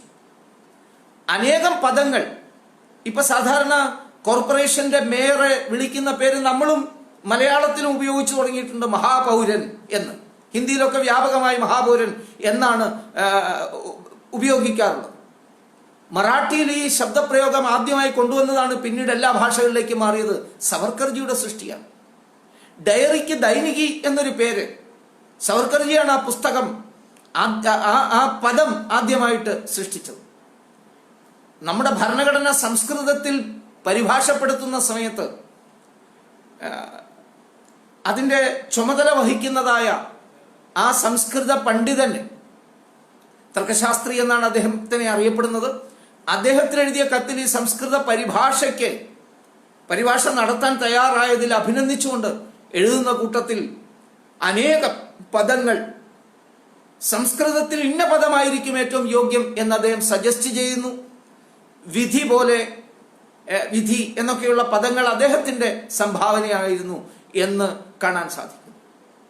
ഇങ്ങനെ സാഹിത്യത്തിന്റെ മേഖലയിൽ, ഭാഷയുടെ മേഖലയിൽ, ഭാഷാശുദ്ധിയുടെ മേഖലയിൽ, ചരിത്രരചനയുടെ മേഖലയിൽ, ചരിത്രം എപ്പോഴും എഴുതുന്നത് ജേതാക്കളാണ് ചരിത്രം എഴുതുക എന്ന് പറയും. അങ്ങനെ ഭാരതത്തിന്റെ ചരിത്രവും എഴുതിയത് ബ്രിട്ടീഷുകാരാണ്. ബ്രിട്ടീഷുകാരെന്ന് പറയുന്ന ജേതാക്കൾക്ക് അത്തരമൊരു ചരിത്രം എഴുതാനൊരു ഉദ്ദേശം ഉണ്ടായിരുന്നു. അവർക്ക് അവരുടെ ഭരണം എല്ലാ കാലത്തേക്കുമാക്കി നിലനിർത്തണം. അതിനുവേണ്ടിയിട്ടാണ് അവർ ചരിത്രം എഴുതിയത്. അതിന്റെ ഭാഗമായിട്ടാണ് അവര് ഭാരതത്തിന്റെ ചരിത്രത്തെ 3 ഭാഗങ്ങളാക്കി തിരിച്ചത്. ഒന്ന് പൗരാണിക ഭാരതം, ഒന്ന് മധ്യകാലീന ഭാരതം, ഒന്ന് ആധുനിക ഭാരതം. ഈ പൗരാണിക ഭാരതമാണ് ഹിന്ദുക്കളുടെ ഭാരതം. അത് അന്ധകാര യുഗമായിരുന്നു ഭാരതത്തിൻ്റെത്. പഴുതാരയെയും തേളിനെയും കുറുക്കനെയും ചെന്നായെയും ആരാധിച്ചു കഴിഞ്ഞിരുന്ന പ്രാകൃത ജനങ്ങൾ ജീവിച്ചിരുന്ന കാലം ഭാരതത്തിന്റെ പ്രാകൃത പൗരാണിക കാലം എന്നാണ് ബ്രിട്ടീഷുകാരൻ നമ്മളെ പഠിപ്പിച്ചത്. മധ്യകാലഘട്ടമോ അത് മുഗളന്മാരുടെ ആവിർഭാവത്തിന് ശേഷമുള്ള കാലമാണ്. അതുകൊണ്ടാണല്ലോ റോമിള ഠാപ്പറും അതേപോലുള്ള സർവേപ്പള്ളി ഗോപാലും ഒക്കെ പണിക്കരുമൊക്കെ മുസ്ലിം മുഗള ഭരണാധികാരികളുടെ മഹത്വത്തെക്കുറിച്ച് എഴുതിക്കൊണ്ടിരിക്കുന്നത്. മിഡീവിയൽ പീരീഡ് എന്ന് പറയുന്ന മുഗൾ പീരീഡാണ്. മിഡീവിയൽ ചരിത്രം നിങ്ങൾ ഏത് പുസ്തകം ഇപ്പോഴും കോളേജുകളിൽ പഠിപ്പിക്കുന്ന പുസ്തകം എടുത്ത് വായിച്ചു നോക്കൂ. അത് മുഴുവൻ ബാബർ മുതൽ ഔറംഗസേബ് വരെയുള്ളവരുടെ അംഗപ്രത്യംഗ വർണ്ണനയും അവരുടെ കാര്യകലാപങ്ങളെ കുറിച്ചുള്ള വർണ്ണനകളാ നമുക്ക് കാണാൻ കഴിയുന്നത്. Akbar the great, Aurangzeb the great, അവരെല്ലാം മതേതരവാദികളുമാണെന്നാണ് പറയുന്നത്. റൊമിള താപ്പർ എഴുതിയിരിക്കുന്ന ഒരു പുസ്തകത്തിൽ പറയുന്നത് ഔറംഗസേബ് ശ്രേഷ്ഠനായിരുന്നു എന്നാണ്. അങ്ങനെ ആ കാലഘട്ടമാണെങ്കിൽ ഈ അന്ധകാരമായ പ്രാകൃത ഹിന്ദു കാലഘട്ടത്തിൽ നിന്നുള്ളൊരു മാറ്റത്തിന്റെ, പരിണാമത്തിന്റെ കാലഘട്ടമാണെന്നാണ് അവർ പറയുന്നത്. Transitional age. അതിൽ നിന്ന് മുഴുവൻ വെളിച്ചം വരുന്നത് എപ്പോ? ബ്രിട്ടീഷ് ഭരണാധികാരികൾ വന്നപ്പോൾ മോഡേൺ ഇന്ത്യ, രാഷ്ട്രം തന്നെ നമുക്ക് നൽകുന്നത് അവരാണെന്ന മട്ടിലുള്ള പ്രചരണം അവർ നടത്തി. അതിനുവേണ്ടി ചരിത്രം എഴുതി. നമ്മുടെ ചരിത്രം പരാജയത്തിൻ്റെതാണ്, നമ്മുടെ ചരിത്രം അധപ്പതനത്തിൻ്റെതാണ് എന്ന മട്ടിൽ ഈ ചരിത്രം ജേതാക്കളായ ബ്രിട്ടീഷുകാർ എഴുതി നമുക്ക് തന്നപ്പോൾ അതിനെതിരെ ചെറുവിരലനക്കാൻ ആദ്യം സന്നദ്ധനായത്, അതിനെതിരെ പ്രതിഷേധിക്കാൻ, പ്രതികരിക്കാൻ ആദ്യം സന്നദ്ധനായതാരാ? വിപ്ലവ വീര വിനായക ദാമോദര സവർക്കറാണ്. അദ്ദേഹത്തിന്റെ ചരിത്രകാരൻ ഉയർന്നു അദ്ദേഹത്തിലെ. അങ്ങനെയാണ് അദ്ദേഹം 1857 സ്വാതന്ത്ര്യ സമരം രചിച്ചത്. 1857 ഇന്ത്യൻ സ്വാതന്ത്ര്യ സമരം എന്ന ഗ്രന്ഥം സവർക്കർ രചിച്ചില്ലായിരുന്നു എങ്കിൽ ഝാൻസി റാണിയെ ആരറിയുമായിരുന്നു? നാനാ സാഹിബിനെയും റാവോ സാഹിബിനെയും താന്തിയ തോപ്പയെയും നമ്മളിൽ എത്ര പേരറിയുമായിരുന്നു? സവർക്കറോട് കടപ്പെട്ടിരിക്കുന്നു നമ്മുടെ യഥാർത്ഥ ചരിത്രം നമുക്ക് തന്നത്. അദ്ദേഹം ഒരു ഔദ്യോഗിക പ്രൊഫഷണൽ ചരിത്രകാരനൊന്നുമാണെന്ന് അവകാശപ്പെടുന്നില്ല. പക്ഷേ ചരിത്ര രചനയ്ക്കൊരു മാർഗമുണ്ടാക്കി നമ്മുടെ മുമ്പാകെ തന്നത് അദ്ദേഹമാണ്. ആ വഴി പിന്തുടർന്നുകൊണ്ടാണ് അദ്ദേഹം ഹിന്ദു പദ പാദുഷാഹി എന്ന ചരിത്ര ഗ്രന്ഥം രചിച്ചത്. അതിനെ തുടർന്നിട്ടാണ് അദ്ദേഹം അവസാനം ഭാരതത്തിന്റെ 6 സുവർണ അധ്യായങ്ങൾ രചിച്ചത്. ഭാരതത്തിന്റെ ചരിത്രം പരാജയത്തിൻ്റെതല്ല, മഹാവിജയങ്ങളുടേതാണ്. വിജയങ്ങളുടേത് മാത്രമാണ്. ബ്രിട്ടീഷുകാരും കോൺഗ്രസ്സുകാരും ഇവർക്ക് ഇരുകൂട്ടർക്കും കുഴലൂത്ത് നടത്തുകയും ചെയ്യുന്ന കമ്മ്യൂണിസ്റ്റ് ചരിത്രകാരന്മാരും പറയുന്നത് പോലെ ഭാരതത്തിൻ്റെത് പരാജയത്തിന്റെ ചരിത്രമല്ല, വിജയത്തിന്റെ ചരിത്രമാണ് എന്ന് നമുക്ക് ബോധ്യപ്പെടുത്തി തന്നത് അദ്ദേഹമാണ്. ഈ പറഞ്ഞ ബ്രിട്ടീഷുകാരും കോൺഗ്രസ്സുകാരും അവരുടെ കൊട്ടാരം ചരിത്രകാരന്മാരായ കമ്മ്യൂണിസ്റ്റുകാരും അവരുടെ കൊട്ടാരം ചരിത്രകാരന്മാരായ നെഹ്റുവാണ് സ്വാതന്ത്ര്യത്തിന്റെ നേതൃത്വം കൊടുത്തതെന്ന് ലോകരെ മനസ്സിലാക്കിക്കാൻ വേണ്ടി ശ്രമിച്ചതാരാ? ഈ കമ്മ്യൂണിസ്റ്റ് ചരിത്രകാരന്മാരാണ്. അവരാണ് നമ്മളെ പഠിപ്പിക്കാൻ ശ്രമിക്കുന്നത്. ചാണക്യനൊന്നുമല്ല, അതിലും എത്രയോ ശ്രേഷ്ഠനാണ് മാക്കിവെല്ലി. മാക്കിവെല്ലിയെ കുറിച്ച് പഠിപ്പിക്കുമ്പോൾ അവർ പറയും, ചാണക്യനെ കുറിച്ച് പഠിപ്പിക്കുമ്പോൾ അവർ നമുക്ക് പറഞ്ഞു തരും, ഇത് ഇന്ത്യൻ മാക്കിവെല്ലിയാണ് ചാണക്യൻ എന്ന്. കാളിദാസനെ കുറിച്ച് പഠിപ്പിക്കുമ്പോൾ കാളിദാസന്റെ മഹത്വം അല്ല പറയുക, ഇന്ത്യൻ ഷേക്സ്പിയർ ആണെന്ന് പറയും. സമുദ്രഗുപ്തനെ കുറിച്ച് പഠിപ്പിക്കേണ്ടി വരുമ്പോൾ അവർ പറയും ഇന്ത്യൻ നെപ്പോളിയൻ ആണ് എന്ന്. ഇവരൊക്കെ തമ്മിലുള്ള കാലവ്യത്യാസം പോലും ആർക്കും അറിയില്ല. എത്ര കാലങ്ങൾ വ്യത്യാസം ഉണ്ടായിരുന്നു, എത്ര വർഷങ്ങൾ വ്യത്യാസം ഉണ്ടായിരുന്നു. 1200 1300 വർഷങ്ങളുടെ വിടവുണ്ടായിട്ട് കൂടി അവർക്കിടയിൽ ഈ ആധുനിക കാലത്ത് വന്നുപോയ ഈ മിന്നാമിനുങ്ങുകളെയാണ് കാളിദാസനെയും ചാണക്യനെയും സമുദ്രഗുപ്തനെയും പോലുള്ള മഹാസൂര്യന്മാരുമായിട്ട് താരതമ്യം ചെയ്യാൻ ശ്രമിക്കുന്നത്. ഇതിനൊക്കെ മാറ്റം ഉണ്ടാകാനുള്ള, മാറി ചിന്തിക്കാനുള്ള പ്രേരണ നൽകിയ ചരിത്രകാരൻ ആര് എന്ന് ചോദിച്ചാൽ അത് വീര സവർക്കറായിരുന്നു എന്ന് നമുക്ക് മനസ്സിലാക്കാൻ സാധിക്കും.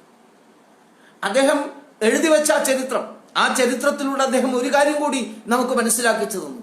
അനേകം സന്ദർഭങ്ങൾ ഉപയോഗിച്ചുകൊണ്ട് ജന്മനാ ഉണ്ടാകുന്നതല്ല ജാതി, ഭാരതത്തിന്റെ ചരിത്രത്തിൽ അങ്ങനെ ആയിരുന്നില്ല എന്ന് അദ്ദേഹം നമ്മുടെ സാമൂഹ്യ ബന്ധങ്ങളുടെ, സാമൂഹ്യ ഘടനയുടെ മഹത്വം കൂടി നമുക്ക് ആ ചരിത്ര ഗ്രന്ഥങ്ങളിലൂടെ പറഞ്ഞു തന്നു. ഇതൊക്കെയും വീണ്ടും വായിക്കുകയും മനസ്സിലാക്കുകയും ചെയ്ത് മുന്നോട്ട് പോകേണ്ടത് ഈ കാലഘട്ടത്തിൽ നമ്മുടെ ഓരോരുത്തരുടെയും ദൗത്യമാണ്, നമ്മുടെ ഉത്തരവാദിത്തമാണ്. ഭാരതബോധത്തെ പുനഃസ്ഥാപിക്കാൻ വേണ്ടി ശ്രമിക്കുന്ന ഓരോ വ്യക്തിയെയും, ദ കോൺഷ്യസ്നെസ് ഓഫ് ഇന്ത്യ, അതിനെ വീണ്ടും ഭാരതത്തിന്റെ ഹൃദയ ക്ഷേത്രത്തിൽ സ്ഥാപിക്കാൻ വേണ്ടി പ്രവർത്തിക്കുന്ന ഓരോരുത്തർക്കും ഒഴിവാക്കാൻ പറ്റാത്ത പഠനമാണ്, വായനയാണ് സവർക്കറുടെ. സാവർക്കർജിയിലേക്ക് കൂടുതൽ ആഴത്തിലേക്ക് കടന്നു എന്ന് പഠിക്കേണ്ട സന്ദർഭം ആവുകയാണ്. ഭാരതത്തിന്റെ ആ ധീരപുരുഷന്റെ ജീവിതവുമായി ബന്ധപ്പെട്ട ഒട്ടേറെ ഭാഗങ്ങൾ ഇനിയും പരാമർശിക്കേണ്ടതായിട്ടുണ്ട്. ഒരു ദിവസമോ 2 ദിവസമോ കൊണ്ട് പറഞ്ഞു തീർക്കാൻ കഴിയുന്നതല്ല അദ്ദേഹത്തിന്റെ ആ ബൃഹത്തായ ജീവിതം. ബ്രിട്ടീഷുകാരന്റെ ക്രൂരമായ പീഡനങ്ങൾ ഏറ്റുവാങ്ങുമ്പോൾ പോലും നിറയാതിരുന്ന ആ കണ്ണ് നിറഞ്ഞുപോയൊരു മുഹൂർത്തമുണ്ട്. അത് ചെയ്യാത്ത തെറ്റിന് ഭാരതീയരായ ഭരണാധികാരികൾ അദ്ദേഹത്തെ ശിക്ഷിക്കാൻ ശ്രമിച്ചപ്പോൾ മഹാത്മാഗാന്ധിജി വധത്തോടനുബന്ധിച്ച് അദ്ദേഹം അറസ്റ്റ് ചെയ്യപ്പെട്ട് ജയിലിലേക്ക് അയക്കുന്ന സമയത്ത് അറിയാതെ ആ കണ്ണിൽ നിന്ന് ഒരു തുള്ളി കണ്ണീരടർന്നു. കാരണം അദ്ദേഹം പറഞ്ഞു, ബ്രിട്ടീഷുകാരന്റെ ക്രൂരമായ പീഡനങ്ങൾക്ക് പോലും എന്നെ തകർക്കാൻ കഴിഞ്ഞിട്ടില്ല. ചെയ്യാത്ത തെറ്റിന്റെ പേരിൽ ഗാന്ധിയെ വധിച്ചു എന്ന പേര് പറഞ്ഞിട്ട് എന്നെ അറസ്റ്റ് ചെയ്ത് ജയിലിലേക്ക് കൊണ്ടുപോകാൻ ഭാരതത്തിന്റെ ഭരണാധികാരികൾ ശ്രമിക്കുന്നതിനോട് എനിക്ക് വേദനയുണ്ട് എന്ന് അദ്ദേഹം അന്ന് പറഞ്ഞു. പക്ഷേ ഏതായാലും അദ്ദേഹത്തെ യാതൊരു വിധത്തിലും കുറ്റക്കാരനാണെന്ന് തെളിയിക്കാൻ നെഹ്റു തലകുത്തി നിന്ന് ശ്രമിച്ചിട്ടും സാധിച്ചില്ല.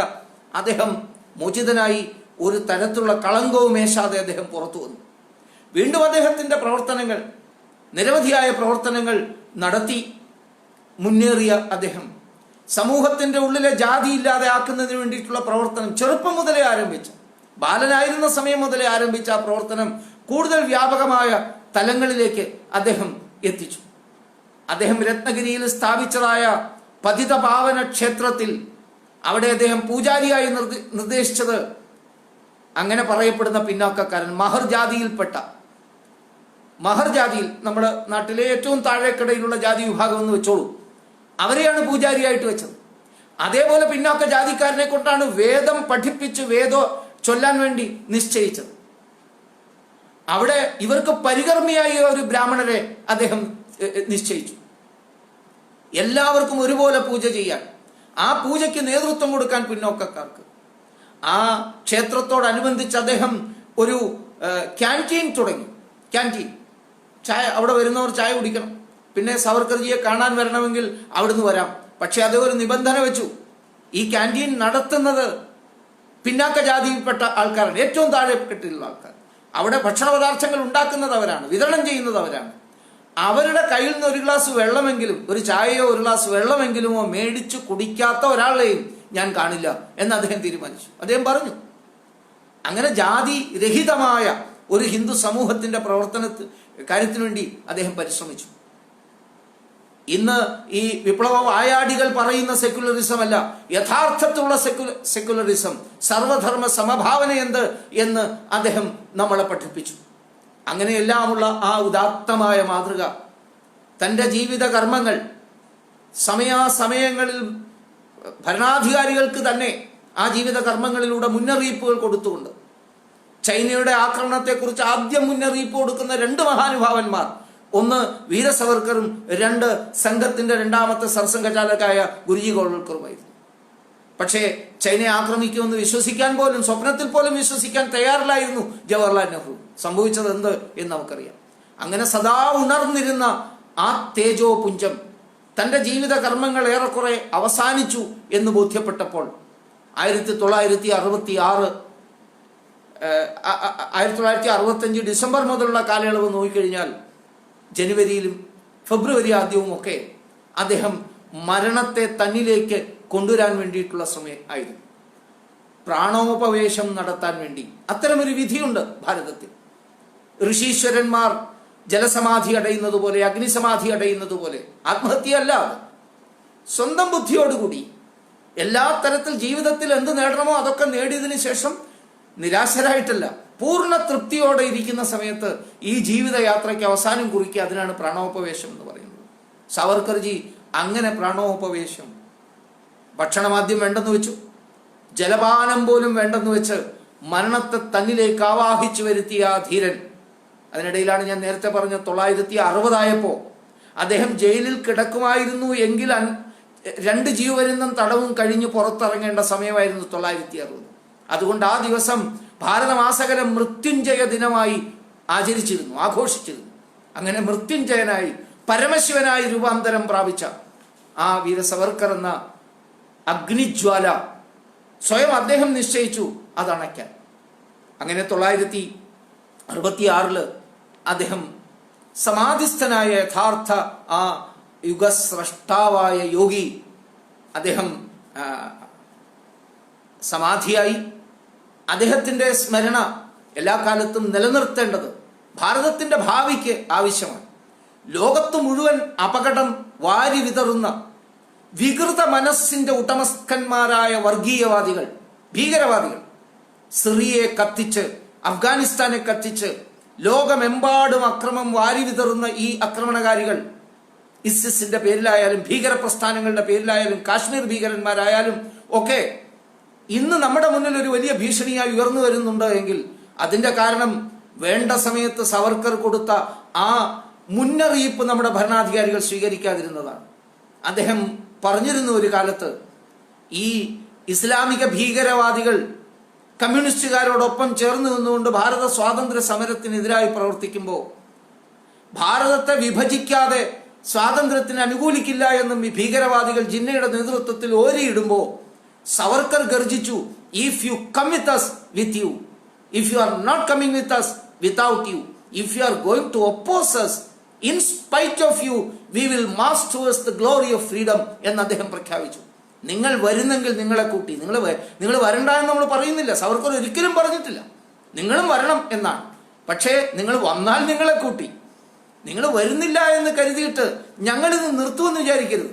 നിങ്ങൾ വരുന്നില്ലെങ്കിൽ നിങ്ങളില്ലാതെ ഇനി നിങ്ങൾ ശ്രമിക്കുന്നത് ഞങ്ങൾക്കെതിരായിട്ട് പ്രവർത്തിക്കാനാണ് എങ്കിൽ നിങ്ങളെ കണക്കാക്കാതെ വേണ്ടി വന്നാൽ കാൽമടമ്പ് കൊണ്ട് ചവിട്ടി തകർത്തിട്ടായാലും ഭാരതത്തിന്റെ സ്വാതന്ത്ര്യത്തിന്റെ ഉച്ചസിംഹാസനത്തിലേക്ക് ഞങ്ങൾ നടന്നു നീങ്ങും എന്ന് പ്രഖ്യാപിച്ച ധീരന്റെ ആ മുന്നറിയിപ്പ് വേണ്ട സമയത്ത് നെഹ്റു ശ്രമിച്ചിരുന്നുവെങ്കിൽ, കോൺഗ്രസ് നേതൃത്വം അതിന്റെ സത്യം മനസ്സിലാക്കിയിരുന്നുണ്ടെങ്കിൽ ഇന്ന് ഭാരതത്തിന് ഈ ഗതികേട് അനുഭവിക്കേണ്ടി വരില്ലായിരുന്നു. ഏത് രംഗത്തും ഭാരതത്തെ പിന്നോട്ട് പിടിച്ചു വലിക്കാൻ വേണ്ടി ഈ കൂട്ടുകെട്ട്, ഈ ഇസ്ലാമോ ഫാസിസ്റ്റ് ലെഫ്റ്റിസ്റ്റ് കൂട്ടുകെട്ട് ഇത്രയേറെ അപകടം ഉണ്ടാക്കില്ലായിരുന്നു. ഇവിടെയാണ് സവർക്കർ പുനർവായനയ്ക്ക് വിധേയരാകണം എന്ന് പറയുന്നത്. സവർക്കർ കൂടുതൽ പഠിക്കേണ്ടിയിരിക്കുന്നു, സവർക്കർ മനസ്സിലാക്കേണ്ടിയിരിക്കുന്നു. ആ വാക്കുകളിൽ നിന്ന് ഊർജം ഉൾക്കൊണ്ടുകൊണ്ട് നമുക്ക് മുന്നോട്ട് പോകണം. അങ്ങനെ ആത്മാർത്ഥമായ പഠനം വിദ്യാർത്ഥികളായ, എന്നെ കേൾക്കുന്ന യുവാക്കളായ ഭാരതത്തിന്റെ യഥാർത്ഥ സന്താനങ്ങൾ അത് ചെയ്യാൻ സന്നദ്ധരാവും. അദ്ദേഹത്തിന്റെ വിവിധ മേഖലകളെക്കുറിച്ച്, അദ്ദേഹത്തിന്റെ ചരിത്ര സംഭാവനകളെക്കുറിച്ച്, സാമൂഹ്യ ശാസ്ത്ര മേഖലയിലുള്ള അദ്ദേഹത്തിന്റെ സംഭാവനയെക്കുറിച്ച്, സാഹിത്യത്തിന്റെ മേഖലയിലുള്ള സംഭാവനയെക്കുറിച്ച്, ദേശാഭിമാനോജ്വലമായ സമർപ്പിത ജീവിതം എങ്ങനെ നയിക്കണം എന്നുള്ള പാഠങ്ങളെക്കുറിച്ച് കൂടുതൽ ആഴത്തിൽ പഠിക്കുക, മനസ്സിലാക്കുക. അതനുസരിച്ച് ഭാരതത്തെ പുനഃക്രമീകരിക്കുക, സത്യം സത്യമായി തുറന്നു പറയുക, നമ്മുടെ ചരിത്രത്തിൽ സംഭവിച്ച പിഴവുകളെ അത് ഉയർത്തിപ്പിടിക്കുക. ആരെയും അകറ്റി നിർത്താനല്ല, ഭാരതത്തിനെതിരായി പ്രവർത്തിച്ചത് ആര് എന്ന സത്യം എന്തുകൊണ്ട് നമ്മൾ പഠിപ്പിക്കുന്നില്ല? ഇതാണ് സവർക്കർ ചോദിച്ചത്. ഹിന്ദു പദശാഹിയിൽ അദ്ദേഹം ഇസ്ലാമിക ഹിന്ദു ഏറ്റുമുട്ടലിനെ കുറിച്ച് എപ്പോഴും പറഞ്ഞുകൊണ്ടിരിക്കുന്നതിന്റെ ആവശ്യം, അങ്ങനെ പറയേണ്ട ആവശ്യമില്ല. പക്ഷെ ചരിത്രം നമ്മൾ പഠിക്കണം. ചരിത്രത്തെ ശരിയാവണ്ണം ഉൾക്കൊള്ളുന്നില്ലെങ്കിൽ അതൊരു വലിയ മഹാവിപത്തായി വീണ്ടും തിരിച്ചു വരും. ഇതാണ് ചരിത്രത്തിന്റെ ഏറ്റവും വലിയ പാഠം. ചരിത്രത്തെ ഉൾക്കൊള്ളുക, മനസ്സിലാക്കാൻ ശ്രമിക്കുക.